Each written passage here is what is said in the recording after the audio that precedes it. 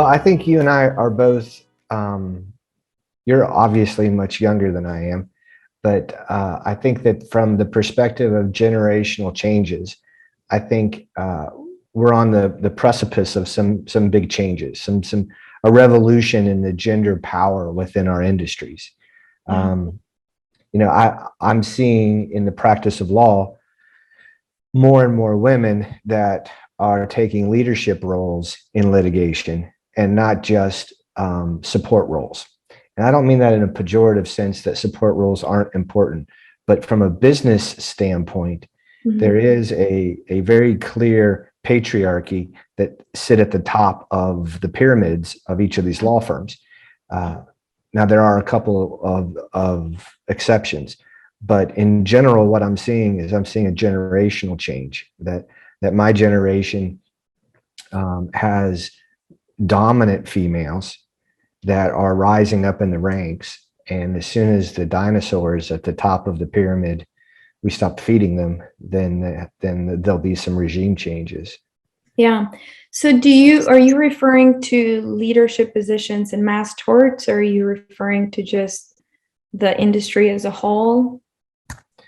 Yeah, I think, when you look at the industry as a whole, you have to kind of define where the circles of power are. And so, have been periods of expansion and contraction as trial lawyers in law firms, mega firms, and then smaller firms. Um, I think about 20 years ago, what we saw the expansion of law firms, that for whatever reason, the big firms were breaking apart and a bunch of defense attorneys were leaving their firms to start plaintiffs' practices. Hmm. And then more recently, we've seen a contraction of the market with these big mega firms that can do national advertising. So that's kind of one paradigm. The other paradigm is within the mass tort world. Is you have these enormous battleships in the mass tort world that can plunge into these cases, and it requires a massive amount of capital, Hmm. which in turn has created the secondary market of people looking to invest money in these markets, the investment funds. And so it's a symbiotic relationship. And what you're not going to have to personally bankroll. I mean, you don't need to be a billionaire anymore to play Right. on this playground. Right. If you're a good lawyer, it's kind of like being a poker player on TV. Hmm. Yeah. The guys that are playing poker on TV, they're not using their own money. Someone is providing them the seed money because of their talent. Yeah.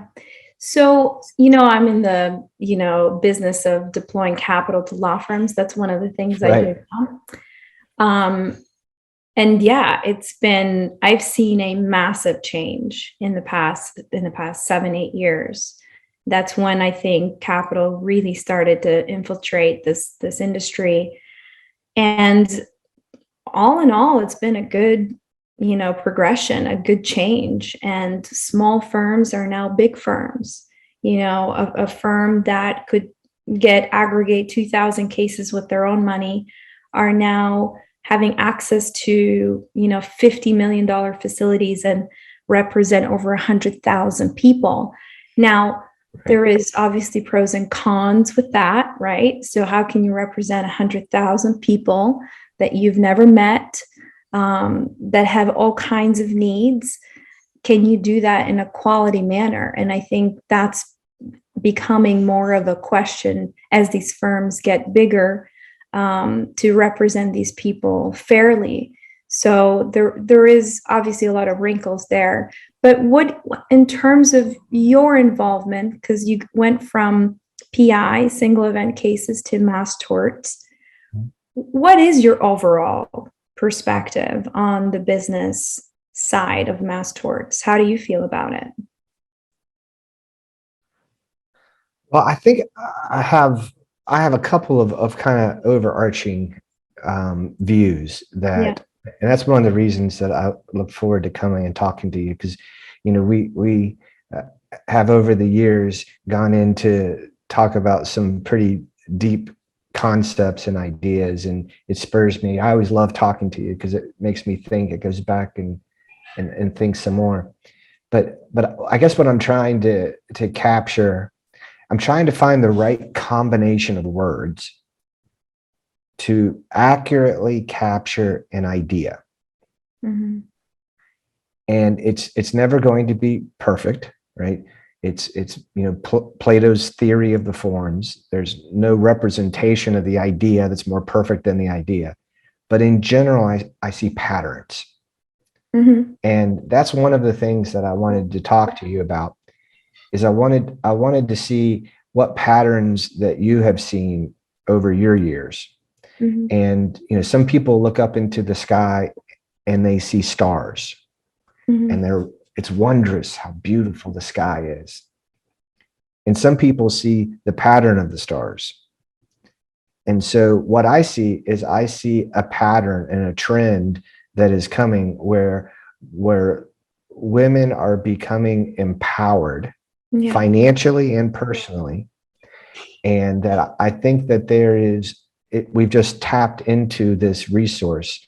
And I see that emerging in this industry, and waiting for the first mega female firm to come along. Yeah. And I know some friends, and they're friends of yours as well, that have talked about it and started it. But Amy Wagstaff's one of them. I think she She's a rock star.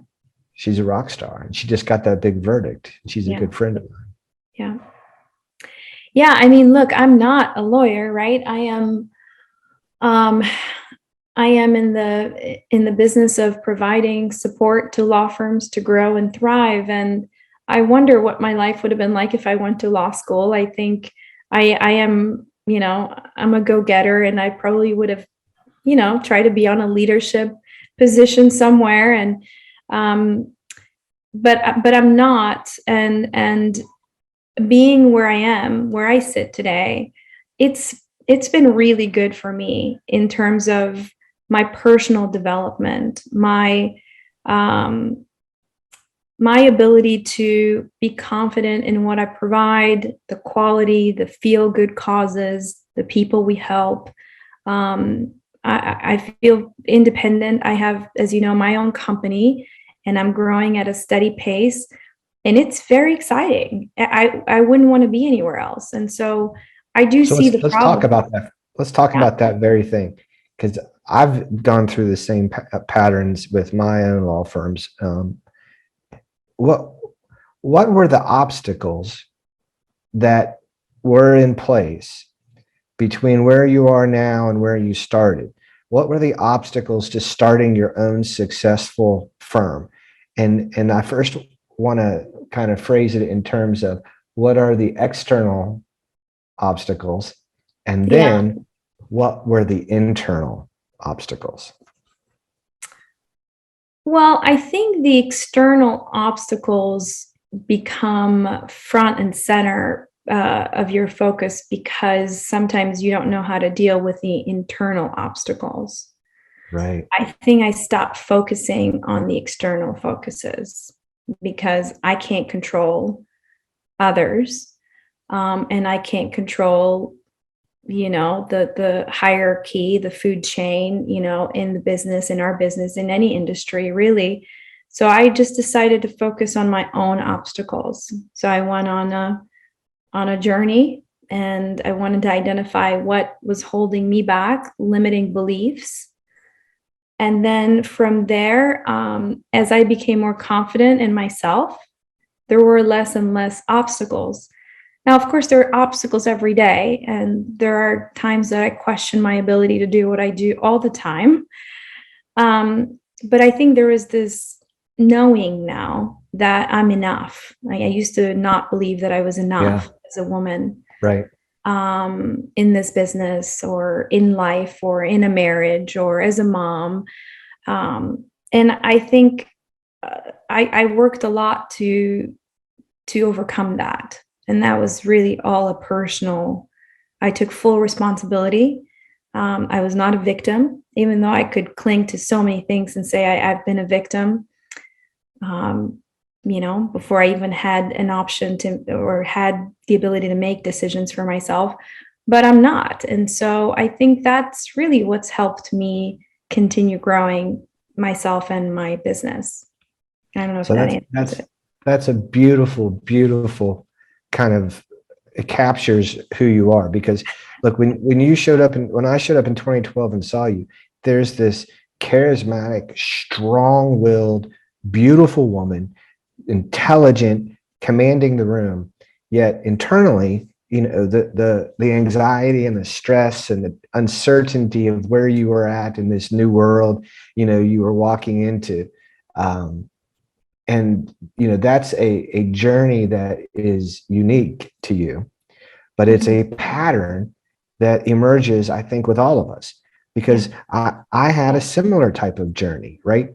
People probably would have seen me in West Virginia as this very strong, opinionated, aggressive male lawyer from a family of lawyers.